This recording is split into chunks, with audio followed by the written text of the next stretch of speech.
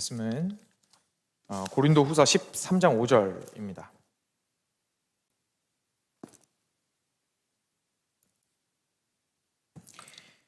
고린도후서 13장 5절, 신약 성경 300페이지에 있습니다.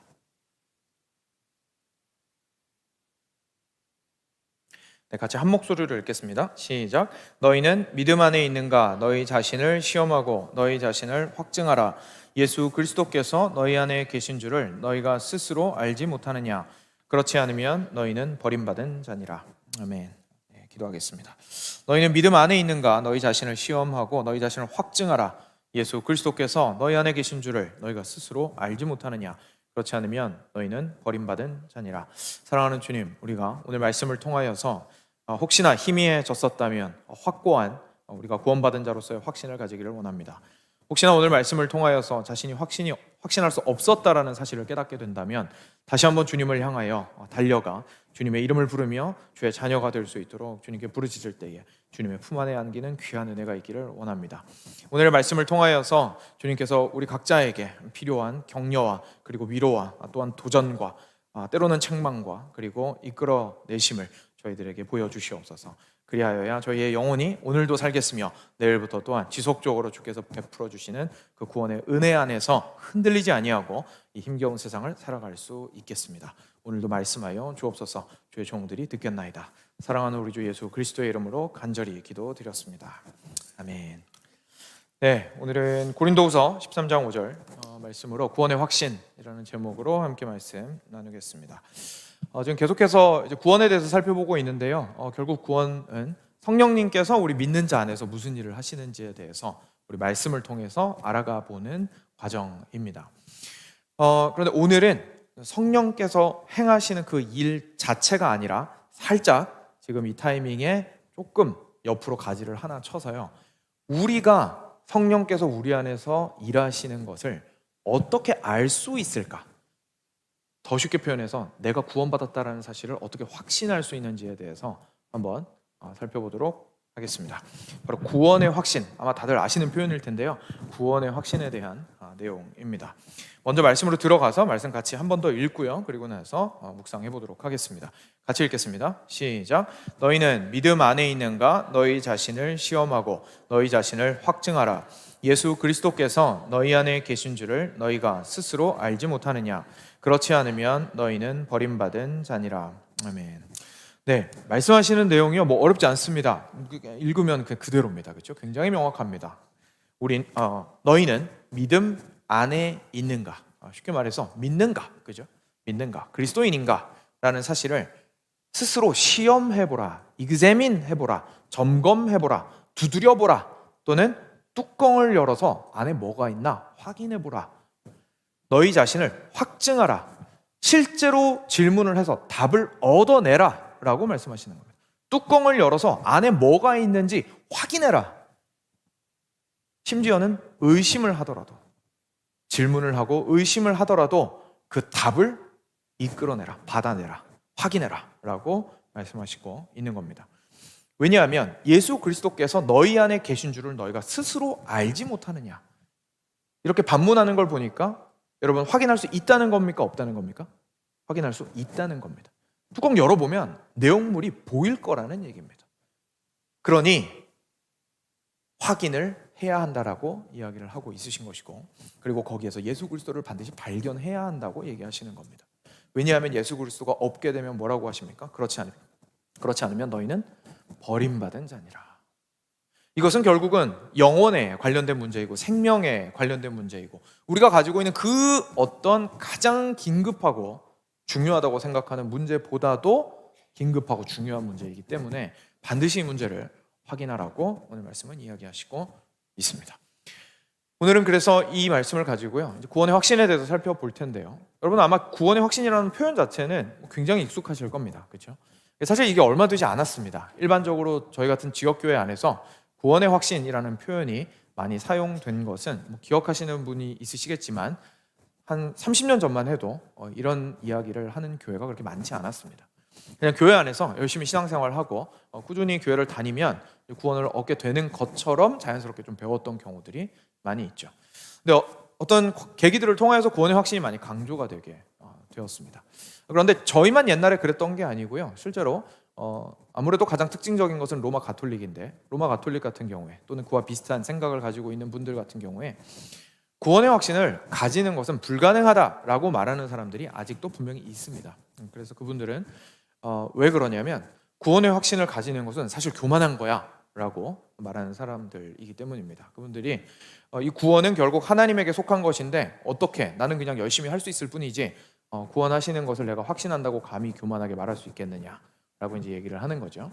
근데 방금 말씀 보니까 분명히 성경은 우리에게 확인하라고 얘기하고 있고, 그리고 확인해서 긴가민가 하는 것이 아니라 실제로 우리 안에 예수 그리스도를 발견할 수 있다고 이야기를 하시고 있기 때문에 사실 구원의 확신은 가질 수 있다고 우리가 생각을 하는 것이 큰 어려움은 없을 것 같습니다.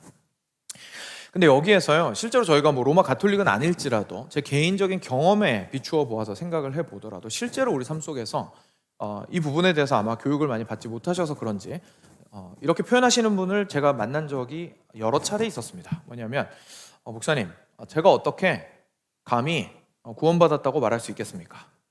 그러니까 이 말씀을 약간 겸손의 표현으로 하시는 거예요. 겸손의 표현으로. 제가 어떻게 그거를 감히 말을 할 수 있겠습니까? 라고 얘기를 하시는 거예요. 근데 이게 사실은 겸손처럼 느껴지시겠지만 그렇지 않습니다. 왜냐하면 성경이 구원의 확신은 가질 수 있으며 반드시 가져야 하는 것이라고 우리한테 말씀을 하시고 있기 때문에 그렇습니다. 그래, 만약에 이것에 대해서 아직 확신하시지 못하거나 아니면 확신하시지 못하셔서 그렇게 말씀을 하시는 것이라면 오늘 말씀을 정말 주의 깊게 들으시고 정말 확신할 수 있으셨으면 좋겠고, 실제로 뚜껑을 여셨는데 진짜로 없어요. 예수님이 발견을 못했어요. 이거 중요한 문제이기 때문에 없으면 없다고 말을 해야 됩니다. 그렇죠? 없으면 없다고 말을 해야죠. 없으면 그때는 우리가 포기하지 않고 예수님의 이름을 부르셨으면 좋겠습니다. 그래서 주님 안에서 온전히 정말로 확인하게 되는, 정말 주님이 나와 함께 하시는구나라는 사실을 확인하고 확증하게 되는 시간이 되시기를 정말 주님의 이름으로 간절히 축원드립니다. 근데 현대교회 같은 경우에는요, 사실 구원의 확신이 없다고 생각하기보다는 거의 앞서 말씀드린 대로 거의 다 들어보셨고요, 이 개념을. 그리고 있다고 생각을 하고 있는데 조금 다른 챌린지가 우리한테는 있습니다. 좀 다른 문제가 있어요. 뭐냐면 너무 쉽게 확신하는 겁니다. 너무 간단하게 생각하는 거죠. 아마 전도 교육을 받아보셨거나 아니면 그런 방식으로 제가 지금부터 말씀드릴 방식으로 전도를 실제로 받아보신 분들은 아마 아실 텐데요. 몇 차례 제가 설명을 드린 바 있습니다만 저희는 이제 익숙하게 이런 식으로 전도를 합니다. 전도지를 가지고 가서 예수님, 여러분 죄인입니다. 혹시 믿으시나요? 그럼 물어보죠. 자발적으로 만약에 응답을 하면요, 네 그렇습니다, 믿습니다. 그리고 나서 근데 예수님께서 당신을 위해서 십자가에 못 박혀 죽으셨습니다. 그 죄를 다 용서해 주셨습니다. 믿기만 하면 당신의 아들로 삼아주신다고, 당신의 딸로 삼아주신다고 얘기하셨습니다. 예수님께서 십자가에서 당신의 죄를 위해서 못 박혀 죽으신 것을 믿으시겠습니까? 네, 너무 좋네요. 믿겠습니다.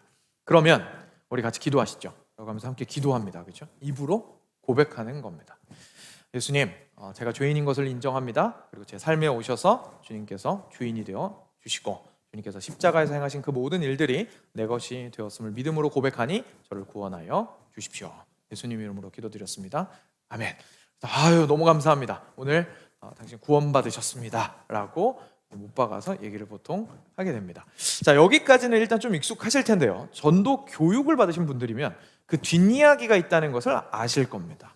그 다음에 교육을 받을 때 어떻게 교육을 받냐면요, 이제 이어서 바로 빠른 시간에 다시 만납니다. 다시 약속을 잡아요. 그분이랑 다시 약속을 잡아서 이제 그분과 제일 먼저, 그러니까 다시 말해서 두 번째 만남이죠. 두 번째 만남 때 하는 것이 있습니다. 바로 구원의 확신을 확실하게 하는 겁니다. 그래서 앉혀놓고 물어봅니다. 형제님, 자매님, 지난주에 저랑 만나가지고 저한테 복음을 들으셨는데요, 혹시 커다란 변화가 있으시던가요? 흔들리지 않는 확신이 있으시던가요? 보통 뭐라고 대답합니까? 그런 거 없죠. 그죠? 그런 거 없죠. 아니, 그날 친구들이랑 약속이 있을 수 있고요, 심지어 뭐 술 약속에 뭐 나이트클럽 약속까지 있을 수도 있잖아요. 그리고 자신의 삶이 갑자기 뭐 그 기도 한 번 했다고 변하겠습니까?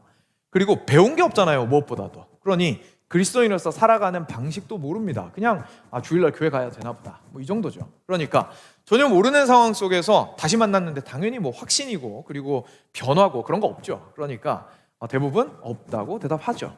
그러면 이제 뭐라고 얘기합니까? 그러면요, 로마서 10장을 펼쳐보세요 라고 하면 이제 로마서 10장으로 갑니다. 그래서 여러분 펼쳐보십시오. 로마서 10장 9절과 10절 말씀 지금 한번 열어보시죠. 로마서 10장 9절과 10절 말씀을 같이 읽어보도록 하겠습니다. 네, 신약성경 253페이지에 있는데요. 같이 읽겠습니다. 9절 10절입니다. 시작. 내가 만일 내 입으로 예수를 주로 시인하며 또 하나님께서 그를 죽은 자 가운데서 살리신 것을 내 마음에 믿으면 구원을 받으리라. 사람이 마음으로 믿어 의에 이르고 입으로 시인하여 구원에 이르느니라. 아멘. 네, 여기에 분명히 나와 있습니다. 특히 10절에 보니까 마음으로 믿어서 의에 이른다고 되어 있네요. 형제님, 그때 진심으로 고백하셨습니까? 네, 진심이었습니다. 진심이었으면 의에 이를 수 있습니다. 그 다음에 입으로 시인하면 구원에 이른다고 하시네요. 입으로 시인했죠. 저랑 같이 영접기도 하셨잖아요. 그렇죠? 그리고 진심으로 하셨죠. 입으로 시인하셨으면 형제님은 의롭다고 함을 받으시고 구원함을 얻으신 겁니다. 그러니까 의심하실 필요가 없습니다. 제 마음은 예전이랑 똑같은 것 같은데요. 근데 말씀에 써있기 때문에 말씀을 믿으시면 내 감정이 어떠하냐에 무관하게 형제님은 구원 받으신 겁니다. 그러니까 의심하지 않으셔도 괜찮습니다. 그래요? 감사하네요. 그죠? 이렇게 보통 진행이 되게 됩니다. 이런 교육 받아보셨는지 모르겠는데요. 일단 저는 확실하게 이렇게 전도했었고 그리고 그렇게 교육을 받았던 기억이 있습니다. 말씀에 써있기 때문에요. 이 말씀은 사실 맞습니다. 그런데요, 우리가 사실 이 시점에 구원의 확신을 살펴보는 이유가 있습니다. 뭐냐면 이제까지 우리가 구원이란 무엇인지에 대해서 그 본질을 조금 진지하게 살펴보고 나서 비로소 구원의 확신을 정확하게 볼 수 있기 때문에 그렇습니다. 여러분 한번 기억을 떠올려 보시죠. 우리는 원래 죽어있는 사람들이었습니다. 구원이라는 것은 죽은 자가 다시 살아나는 일이었습니다. 하나님께서만 그 일을 하실 수 있었습니다. 생명이 없는 자에게 생명이 심기워지는 일이었습니다. 그런데요, 만약에 구원의 확신을 가지고 형제님 마음으로 그걸 진심이라고 생각을 하시고 그리고 그걸 입으로 표현하셨다면 하나님은 반드시 형제님을 구원하실 겁니다 라고 얘기를 하는 건 결국 뭐라고 얘기하는 겁니까? 내가 진심으로 마음을 먹고 그리고 그것을 내 입으로 결단하여 고백하면 하나님이 날 살리실 겁니다 라고 얘기하는 게 돼버립니다. 그렇죠? 그러니까 죽은 사람이 하나님한테 가서 제가 당신을 저의 주인으로 받아들이겠습니다 라고 말을 하면 그분이 나에게 생명을 주신다는 뜻이 됩니다. 말이 안 되죠. 생명에 대한 것이라는 생각을 하는 순간 이 구원이 결단의 문제가 아니라는 사실을 깨닫습니다. 그죠? 결단할 수 있어야 결단을 하죠. 결단할 수 없는 상태에서 지금 진심으로 고백하게 된 것입니다. 만약에 그 사람이 정말 진심으로 고백하고 그 이후로 계속해서 넘어지지 않고 그리스도인으로서 감사하게 성장하면서 살아나가고 있었다면 그것은 그 사람이 결단했을 때에 하나님께서 그를 살리신 것이 아니라 살리셨기 때문에 그가 결단할 수 있었던 것입니다. 그래서 이 사실을 깨닫게 되면요, 구원의 확신에 대해서 다시 한번 이해하게 되는 겁니다. 이 생각을 가지고 로마서 10장 10절로 다시 돌아가 보시면요, 이 말씀이 이제 좀 다르게 보입니다. 로마서 10장 9절에 이렇게 나왔죠. 네가 만일 너의 입으로 예수를 주로 시인하며 또 하나님께서 그를 죽은 자 가운데서 살리신 것을 너의 마음에 믿으면 구원을 받으리라. 하나님께서 그 놀라운 생명의 역사를 우리 안에 이루셨다라는 그 사실을 믿게 된다면, 다시 말해서 먼저 살아나고 살아난 이후에 내가 살아났다라는 사실을 믿게 되면, 그리고 그 믿음이 참으로 진심이라면 그 진심은 입으로 고백될 수밖에 없을 것이다 라고 이야기하는 겁니다. 그 언어를 표현했다고, 그 말을 했다고 하나님께서 그래, 아유 이쁘다 라고 말씀하시면서 구원하시는 것이 아니라 살아난 자가 마음과 입을 일치시켜 진심으로 그것을 고백하게 된다면 그것은 그가 사실 살아났다라는 뜻이기 때문에 하나님께서는 그를 구원하셨다라고 우리는 말할 수 있습니다 라고 사도 바울이 이야기를 하고 있다는 얘기입니다. 사랑하는 여러분, 그렇기 때문에 구원의 확신은요, 사실 주장하는 것이 아니라 확인하는 것이라는 사실을 우리가 깨닫게 됩니다. 이것이 별 차이가 아닌 것 같아도 사실 굉장한 차이를 가져오죠. 이것은 마치 내가 주장함으로 내 뱃속에 아기를 뵐 수 있다고 말하는 거랑 똑같습니다. 그죠? 주장함으로 나는 아기를 가지고 싶어. 가질 거야. 오늘이 임신 1일차야. 갑자기 아기가 생깁니까? 안 생기죠. 아기 안 생깁니다. 구원의 확신은 무엇이냐면요, 하나님께서 놀랍게 은혜로 생명을 주신 그 아기를 초음파로 확인하는 작업입니다. 그러니까 있는 것을 확인하는 것이지, 없는 것을 결단하여 만들어내는 것이 아닙니다. 그러니까 이제 작업이 달라지죠. 내가 의심하고 흔들리는 것을 죄악시하면서 아우 나 또 의심하네. 정신 차리고 다시 말씀으로 돌아가서 다시 확신해야지. 그죠? 끝까지 우기고, 불안하면 또 우기고, 너무 불안하니까 소리 지르고, 그죠? 그러면서 하나님 앞에서 이 구원을 확증하고자 하는 것이 아니라 뭐 합니까? 뚜껑 열어보는 겁니다. 점검하는 겁니다. 초음파 돌려보는 겁니다. 실제로 내 안에 누가요? 예수 그리스도께서 있으신가? 라는 것을 확인해 보아야 한다라는 말씀이 바로 오늘 말씀입니다. 이렇게 되면요, 사랑하는 여러분, 오늘 말씀에서 살짝 비껴나가는 거긴 하지만 그래도 우리 신앙생활에서 너무 중요한 것이기 때문에 저희가 그래도 짚고 넘어가고 싶은 것이 하나 있습니다. 우리 신앙생활에서요, 질문은 정말로 중요한 역할을 합니다. 어떻게 하다가 이렇게 됐는지 모르겠지만 질문하면 그것이 믿음이 없는 것이라는 생각을 하게 됐습니다. 어느 순간. 그래서 질문이 나오면 질문하는 게 두렵거나 미안할 뿐만 아니라 내 마음속에 무슨 마음이 있습니까? 아직 질문하지도 않았는데 정죄받는 마음이 있습니다. 왜냐하면 질문한다라는 뜻은 일단 내가 잘 모른다라는 뜻이기도 하지만 또 하나는 의심하고 있다는 뜻이기도 하잖아요. 그러면 흔들리고 의심하고 있다라는 사실 자체가 나한테 민망한 겁니다. 그래서 질문을 못하게 되었죠. 근데 질문을 못하는데 내 마음은 여전히 불안하거든요. 왜냐하면 확인을 못 받았잖아요. 그러면 어떻게 됩니까? 뚜껑을 덮어놓고 확인을 안 하는 겁니다. 왜냐하면 열었다가 없으면 어떡해요? 너무 불안하니까 덮어놓는 거죠. 저희가 아플 때 병원 가기 오히려 더 두렵잖아요. 그렇죠? 큰일 생길까 봐. 저희가 신앙적으로도 똑같은 거죠. 뚜껑 안 열어보는 겁니다. 그런데 만약 그랬다가 진짜 없으면 어떡합니까? 오히려 없다는 것을 확인을 하고 주님을 바짓가랑이라도 붙들어야죠. 주님을 향해서 끝까지 부르짖고 달려나가야죠. 우리가 그 안에서 그리고 반대로 확인하게 된다면, 와, 나는 없을 줄 알고 너무 조마조마했는데 확인하게 된다면 그때 누리는 자유함과 평안함은 사실 얼마나 크겠습니까? 그러니까 이 구원의 확실이라는 것은요, 사실 굉장히 중요한 작업입니다. 그리고 반드시 해야 하는 작업이고 그것을 위해서 질문할 수 있어야 합니다. 그래서 사랑하는 여러분, 신앙생활을 해 나가시면서요, 질문하기를 두려워하지 마셨으면 좋겠고, 저한테 질문하는 것도 미안해하지 않으셨으면 좋겠고, 저한테 질문해보신 분들은 알지만 좀 어려워서 바로 답을 못 드릴 때는 있지만 항상 기뻐합니다. 그러니까 저한테 질문을 하셔서 스스로의 신앙을 계속해서 공고히 나가는 작업들을 게을리하지 않으셨으면 좋겠습니다. 자, 이어서 그러면은 정말 중요한 문제가 있죠. 그래서 어떻게 확인하죠? 그죠? 이게 진짜 중요하죠. 그래서 우리가 구원의 확신을 가질 수도 있고 가져야 한다는 사실은 오늘 말씀 통해서 확인을 했으니까요.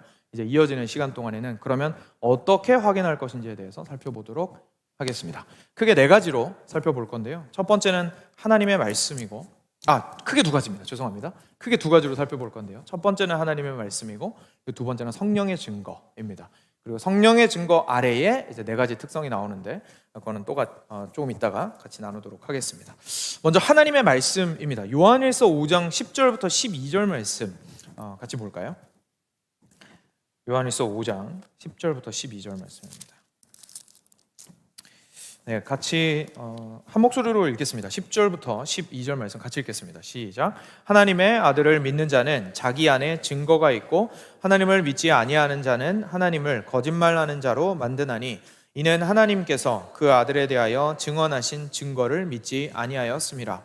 또 증거는 이것이니 하나님이 우리에게 영생을 주신 것과 이 생명이 그의 아들 안에 있는 그것이니라. 아들이 있는 자에게는 생명이 있고 하나님의 아들이 없는 자에게는 생명이 없느니라. 아멘. 자, 여기서 처음에 10절 보시면요, 이렇게 되어 있습니다. 하나님의 아들을 믿는 자는, 예수를 믿는 사람이죠. 그죠? 그러니까 신자입니다. 신자는 자기 어디예요? 안에 증거가 있고. 그러니까 하려면 어디를 봐야 된다고요? 자기 안을 봐야 된다고 얘기하시고 있는 겁니다.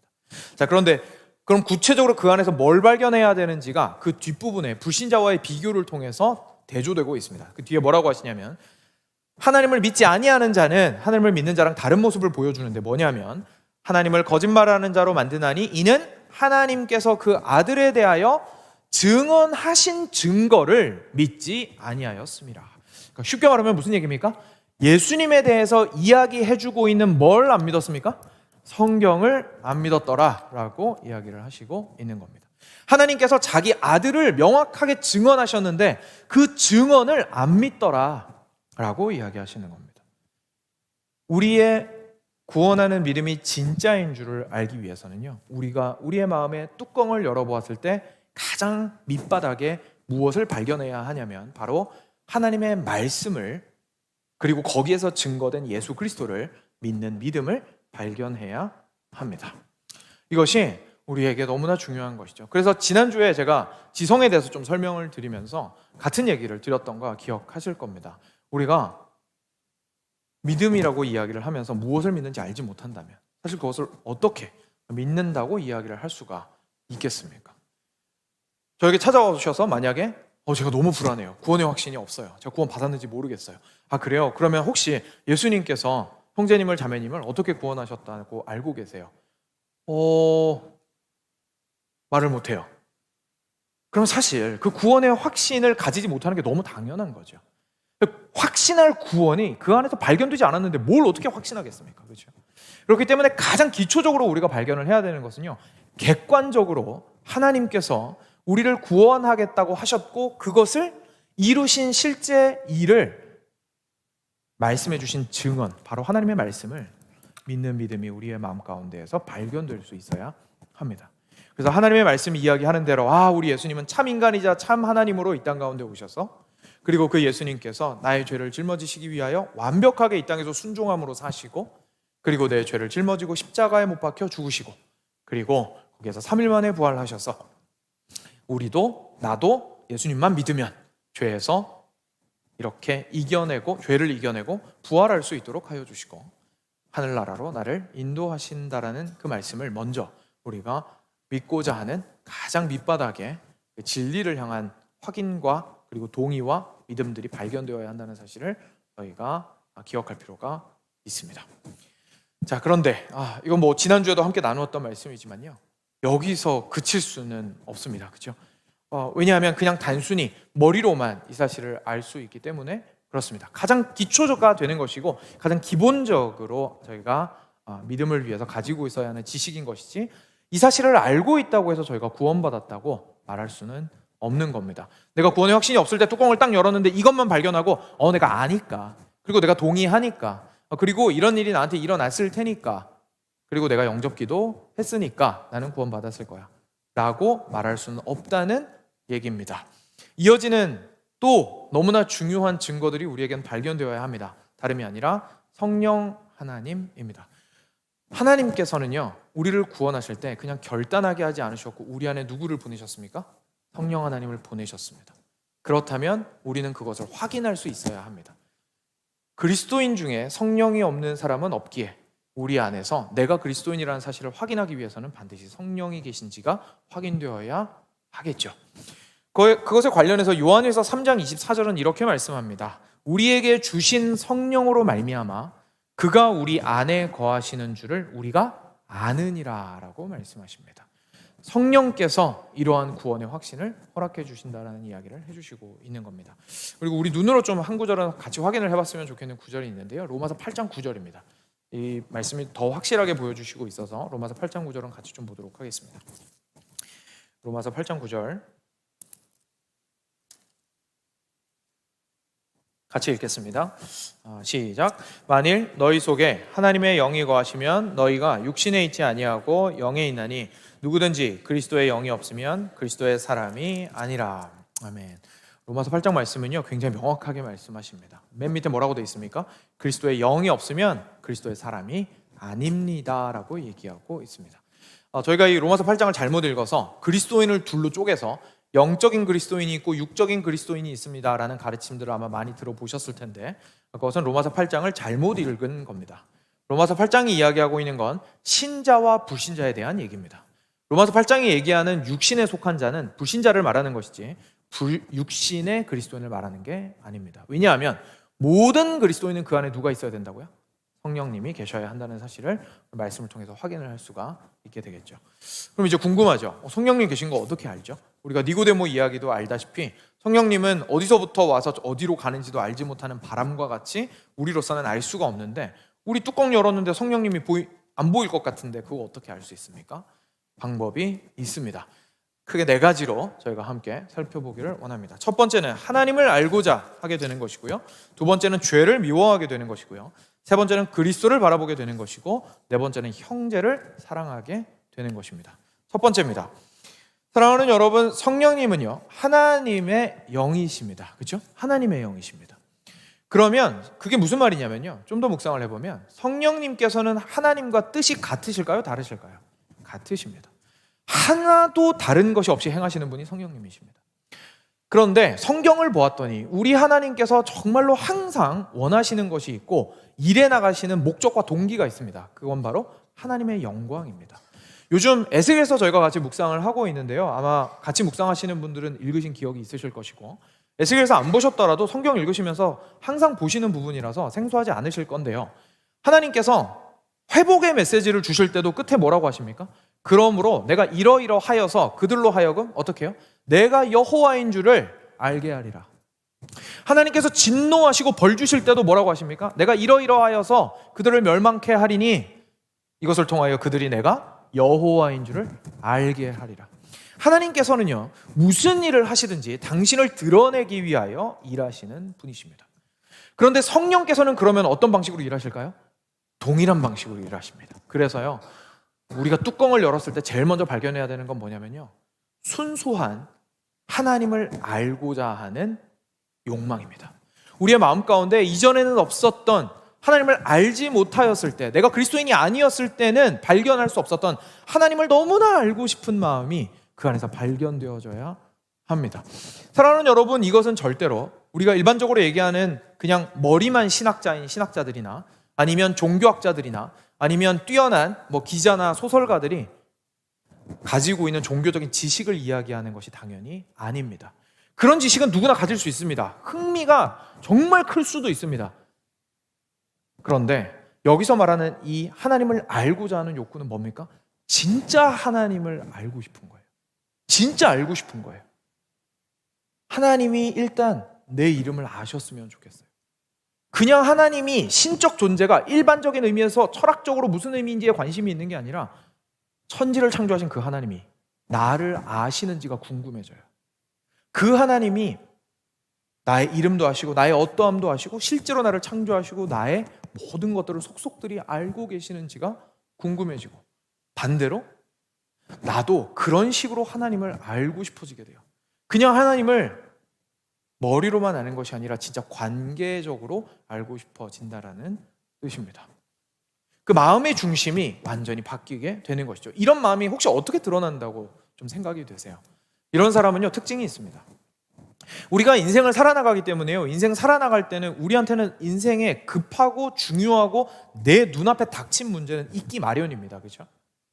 그런데 그 문제만 관심을 가지고 있다면 하나님께서 하나님에 대해서 설명하실 때 귀에 들어올까요? 안 들어올까요? 잘 안 들어옵니다. 왜냐하면 모든 초점이 어디가 있어요? 지금 내 문제 해결에 가 있는 거예요. 근데 정말 놀랍게도 구원받은 사람은 마음 가운데 순수하게 하나님을 알고자 하는 마음이 발생하게 됩니다. 삼위일체 하나님에 대한 지식이 여러분 우리한테 돈 벌어주는 것도 아니고요, 속죄에 대한 지식이 우리 장사가 잘 되게 해주는 것도 아닙니다. 그렇죠? 예수 그리스도께서 나를 위해서 행하신 그 일이 나를 감동하게 하기는커녕 그 지식을 가지고 있다고 내 배가 부른 것도 아닙니다. 근데 어떻게 됩니까? 모든 것이 나의 일이 되어서 그것들에 순수한 관심을 가지게 되기 시작합니다. 그리고 더 많이 알고자 하는 마음들이 생기게 됩니다. 그리고 이 마음은 단순히 하나님을 알고자 하는 데서 그치지 않고 하나님을 너무 알고 싶기 때문에 뭐도 알고 싶습니까? 하나님의 뜻도 알고 싶어요. 그래서 하나님이 무엇을 원하시는지, 하나님은 어떤 방향으로 일하시는 분이신지, 하나님께서는 어떻게 당신의 교회를 만들어 가시는지, 하나님께서는 나를 어떤 방식으로 변화시켜 가시는지 하나님의 뜻에 관심을 가지게 됩니다. 근데 초점이 나한테 가 있었을 때는 어떻게 됩니까? 질문이 내 인생으로부터 출발합니다. 하나님, 저 지금 너무 불안한데 이거 불안한 거 어떻게 해결하죠? 우리 자녀가 이게 문제인데 저 이거 어떻게 해결하죠? 하나님, 저의 미래에 정말 너무나 불안하고 이 문제가 해결이 안 되는데 이거 어떡하죠? 그리고 주님, 제가 이 뜻을 따라서 내 인생이 이루어졌으면 좋겠는데 인생이 내 뜻대로 안 이루어지는 거 이거 어떡하죠? 하나님 좀 이루어 주세요라고 붙들며 흔들며 기도하는 것이 대부분이게 됩니다. 그런데 이제 관심이 하나님의 뜻으로 초점이 옮겨진 사람은 일단 자기 자신이 움직이기 전에 하나님께서 원하시는 것은 무엇입니까? 그리고 하나님의 뜻을 알고 나서 내 뜻을 맞추고자 하는 삶의 변화들이 일어나게 되는 것입니다. 이것이 바로 우리가 뚜껑을 열었을 때 우리 안에서 발견되어야 하는 구원받은 자의 모습입니다. 사랑하는 여러분, 정말 참으로 진심으로 우리 하나님을 알고자 하십니까? 거기에서의 진보가 있으십니까? 한번 점검해 보셨으면 좋겠습니다. 두 번째입니다. 바로 죄를 미워하게 됩니다. 굉장히 자연스럽습니다. 왜냐하면요, 성령께서는 우리 안에 그냥 잠깐 터치하시고 떠나시는 것이 아니라 내주하고 계십니다. 그런데 성령 하나님은 우리 하나님과 그 뜻이 같으시거든요. 우리 하나님은 죄와 어울리실 수 없는 분이십니다. 그런데 성령과 함께 내 안에 죄가 있어요. 그러면 이건 적과의 동침입니다. 절대로 같이 있을 수 없는 놈이 지금 같이 있는 겁니다. 그럼 결국은 어떻게 하게 됩니까? 죄를 미워하게 됩니다. 여러분, 이 표현에 주의하십시오. 죄를 짓지 않는다가 아니라 죄를 미워하게 된다입니다. 여러분, 죄를 안 지을 수 있습니다. 내가 불신자여도. 뚜껑 열었는데 예수님 없어요. 근데 내 삶은 착할 수 있습니다. 내 삶은 완벽할 수 있습니다.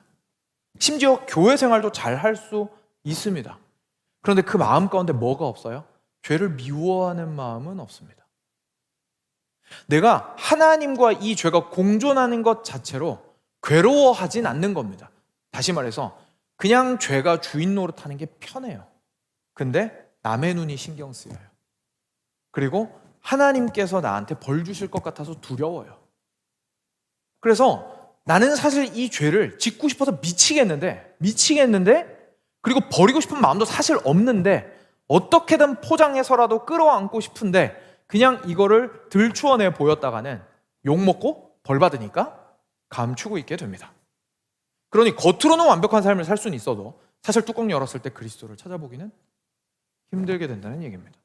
근데 오늘 여기에서부터 우리가 알게 되는 건 뭐냐면요, 우리가 죄를 지을 수는 있습니다. 불완전하기 때문에 연약하여 넘어질 수는 있습니다. 근데 그에게는 정말 성령께서 함께 하시기 때문에 드러나는 특징이 있는데 죄가 너무 밉습니다. 같이 있으면 안 되는 놈이 우리 집에 같이 있기 때문입니다. 이놈 때문에 내가 뭘 못합니까? 하나님을 더 사랑하지 못해요. 하나님에게 더 나아갈 수가 없어요. 하나님 왜 더 요구하세요? 이 정도면 됐지. 이게 아니라 하나님 더 나아가고 싶은데 이놈 때문에 나아갈 수가 없어요 라고 하는 것으로 마음의 방향이 완전히 바뀌게 된다는 얘기입니다. 그래서 합리화하지 않게 됩니다. 꽁꽁 싸매고 숨기고자 하지 않게 됩니다. 자신의 죄를. 내가 단지 하나님께 벌 받을까만 두려웠을 때는요, 내 마음에 조그만한 내 쾌락의 골방을 만들어 놓고 싶습니다. 거기에 숨어서 숨을 좀 쉬고 싶은 겁니다. 그죠? 숨통을 좀 트이고 그 다음에 가서 착하게 살면 되잖아요. 하나님은 우주보다 크신 분인데 기껏 이 정도 죄 가지고 나한테 뭐라고 하실 것 같진 않은 거예요. 아니요, 하나님께서 중심을 보신다고 얘기하시는 거는요, 그 골방을 대하는 태도를 보시는 겁니다. 그 골방 껴안고 괜찮다고, 이 정도는 괜찮지 않냐고, 이것도 이해 못 해주시냐고 하나님한테 서운해하거나 분노하는 마음 자체를 하나님께서는 심각하게 생각하시는 겁니다. 왜냐하면 뭐라고 얘기하는 겁니까?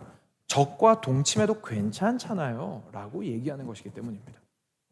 그런데 진짜로 성령께서 우리 안에 거하시면요, 그런 마음을 품을 수 없습니다. 우리 안에서 계속 싸움은 일어납니다. 다시 한번 오해를 막기 위해서 말씀드리자면 죄가 아예 없어질 수는 없습니다. 계속 우리 안에서 충돌은 일어나고요, 싸움은 일어나고요, 우리는 계속 그 골방으로 숨고 싶어서 많은 경우에 숨습니다. 그리고 죄의 향기에 취해 있다가 정신 차리고 다시 나올 때도 많이 있습니다. 그런데 우리 마음에 뭐가 있습니까? 하나님한테 숨기지 않는 겁니다. 그리고 그 골방 문을 부끄러워 죽겠지만 열어 젖히는 겁니다. 하나님 앞에서. 하나님, 이 정도 숨통은 있어야 되지요 라고 말하지 않는 겁니다. 하나님, 제가 이거를요 당장 다 버리기가 너무 힘듭니다. 그렇지만 같이 있어서는 안 되는 존재라는 사실을 저는 알고 있습니다. 그렇기 때문에 이걸 제가 조금이라도 붙들려고 애쓰지 않겠습니다. 주님께 내어 맡깁니다. 주님, 제발 저의 이 죄를 해결하여 주십시오. 그래서 제가 조금이라도 어제보다 오늘 더 우리 예수님 더 사랑하게 해주십시오 라는 마음이 우리 마음 가운데 생깁니다. 죄를 미워하게 된다는 것, 이것이 우리 안에서 발생하는 가장 커다란 변화 중에 하나이고, 반드시 여러분의 영혼의 뚜껑을 열어보셨을 때 그 죄에 대한 미움을 확인하실 수 있어야 합니다. 그렇기 때문에요, 우리 그리스도인은요, 사실 하하호호하는 그리스도인의 모습보다 오히려 애통하는 모습이 더 그리스도인다울 때가 더 많습니다. 세상은 항상 긍정적이고 성공을 이야기하고 앞으로 추진해 나가는 사람들에게 박수를 쳐주고 좋아하겠지만, 하나님께서는 애통하는 심령을 찾으십니다. 왜냐하면 그 애통하는 심령이야말로 진짜로 그리스도와 동행하고 있는 사람일 가능성이 훨씬 더 높기 때문에 그렇습니다. 세 번째입니다. 우리 안에 성령께서 거하시는 것을 어떻게 확인할 수 있냐면요, 그리스도를 바라보게 됩니다. 이건 무슨 뜻이냐면 이런 겁니다. 여러분, 우리가 그리스도인이 된다는 것, 우리가 하나님을 믿게 된다는 게요, 그냥 일반적인 의미에서 착한 사람이 된다는 게 절대로 아닙니다. 일반적인 의미에서 옛날보다 좀 존경받을 만한 사람이 된다, 성품이 그래도 좀 나은 사람이 된다는 의미가 아닙니다. 그리스도인이 된다는 것은 말 그대로 굉장히 구체적으로 그 누구도 아니고 그리스도만으로 내가 의롭게 된다는 사실을 보고 인정하게 된다는 뜻입니다.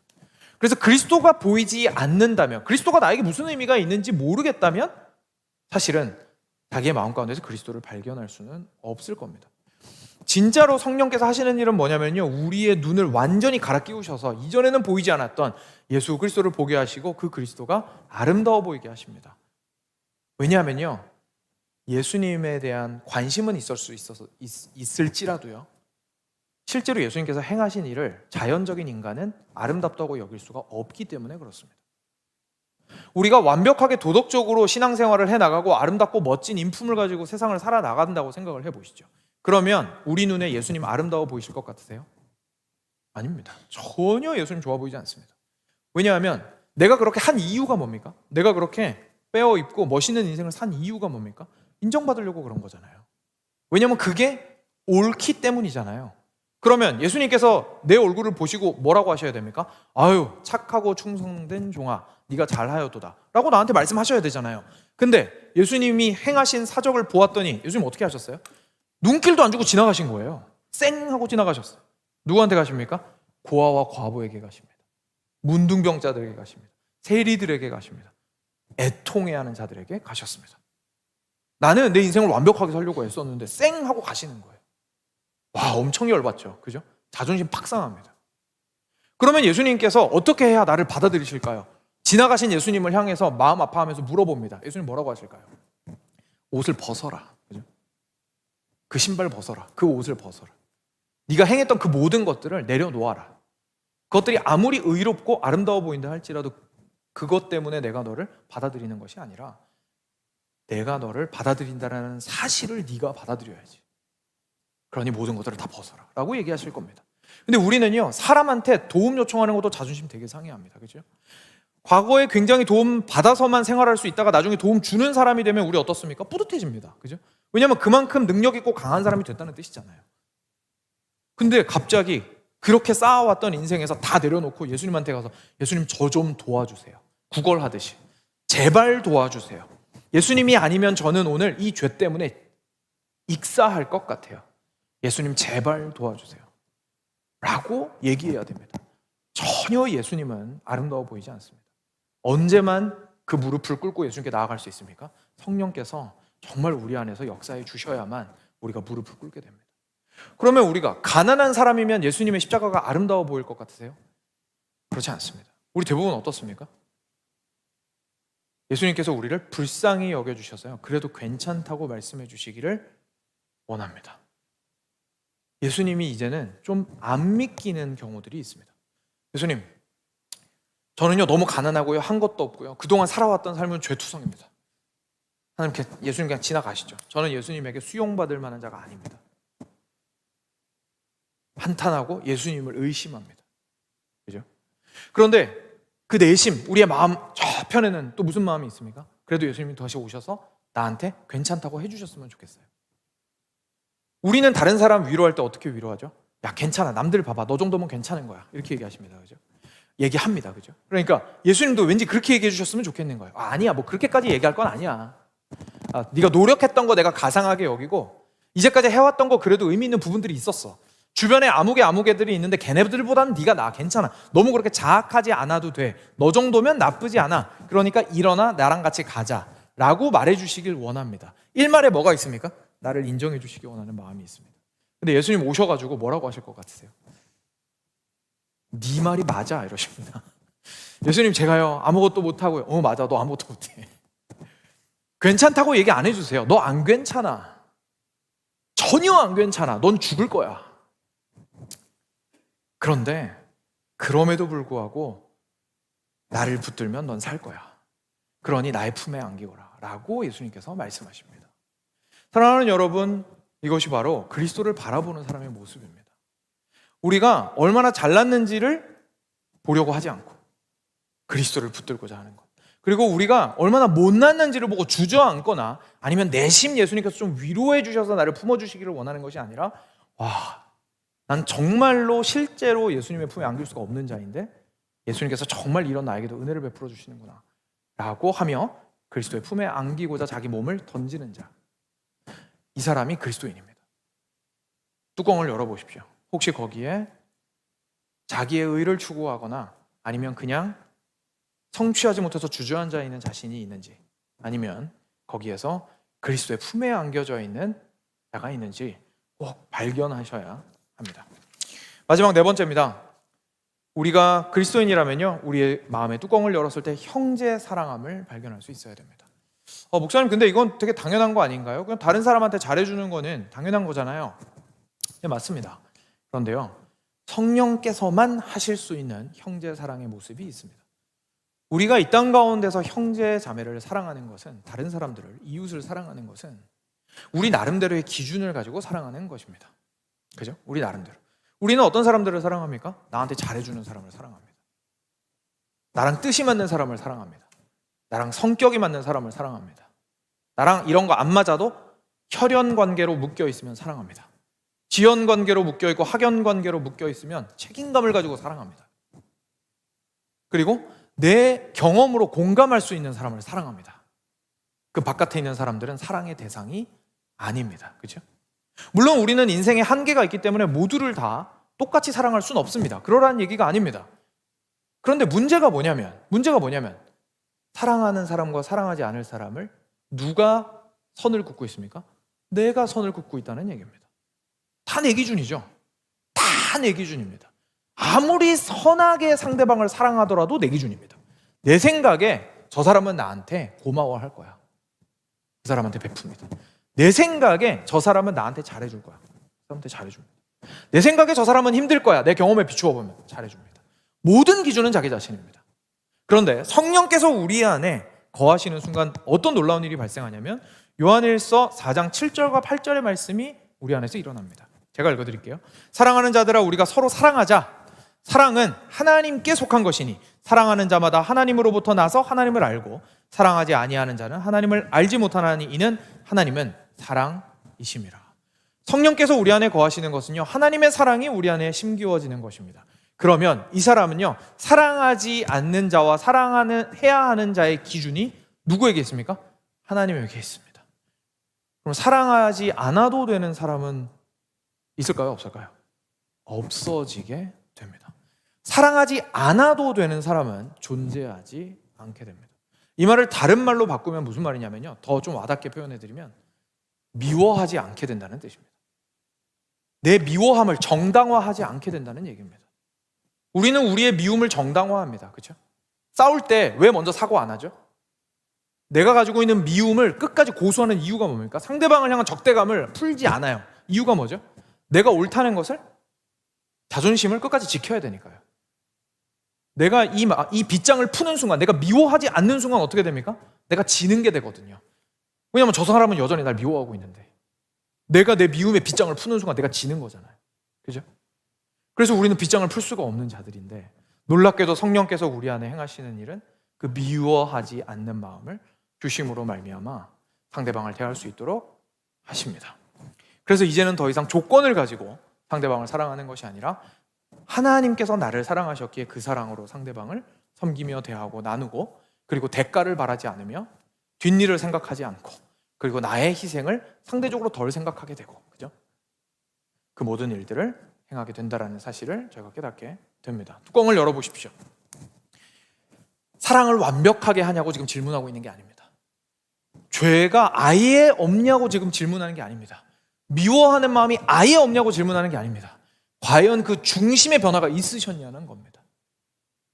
정말로 내 중심적인 사랑에서 하나님께서 사랑하시기에 사랑하는 방향으로 내 인생이 계속해서 가고 있는지가, 과연 그 꼭지가 이렇게 탁 틀어진 것이 내가 연 뚜껑 안에서 발견이 되었는지를 꼭 확인하셔야 합니다. 말씀을 맺겠습니다. 사랑하는 여러분, 많은 이야기들을 했습니다. 구원의 확신은요, 주장하는 것이 아니라 확인하는 겁니다. 그래서 꼭 확인하셔야 합니다. 그 뜻은 무슨 뜻이냐면요, 살아가면서 흔들릴 때도 있다는 얘기입니다. 그래서 구원의 확신이 흔들리는 것 자체를 문제 삼지 마십시오. 구원의 확신이 흔들릴 때도 있을 수 있습니다. 이렇게 말씀드리면 좀 위로가 되실지 모르겠는데 저도 있습니다. 목사도 있어요. 그러니까 구원의 확신이 상대적으로 덜 흔들릴 수는 있어도 분명히 흔들릴 수 있습니다. 그러니까 그 자체가 죄는 아닙니다. 문제는 그것을 그냥 덮어두고 가만히 내버려 두는 겁니다. 그러니 확인하셔야 하고, 오히려 그것이 확인이 될수록 우리는 어떻게 됩니까? 더 감사하게 됩니다. 구원의 확신이 흔들릴 때마다 뚜껑 열었는데 확인이 되는 거예요. 와, 하나님, 제가 이렇게 구원한 것을 확신할 수 없는 만큼 부족한 자인데 뚜껑을 열었더니 그래도 주님의 은혜가 내 안에서 있군요. 너무나 감사합니다 라며 감사할 수 있게 됩니다. 그리고 이 가운데에서 혹시나 구원의 확신이 없다고 판단이 되시면, 내가 구원받았는지 정말로 확인이 안 된다라는 판단이 되신다면, 아, 나 구원 못 받았구나, 난 버림받은 자구나 라고 하면서 주저앉는 것이 아니라, 그죠? 주저앉으면 진짜 거기서 끝이잖아요. 그 주저앉는 것이 아니라 어떻게 해야 됩니까? 주님을 붙잡으러 가야죠. 주님, 저를 붙들어 주십시오. 주님, 저를 구원하여 주십시오. 제가 주님 안에서 발견되도록 하여 주십시오. 저에게 아들아 딸아 내가 너를 안다라고 말씀해 주십시오.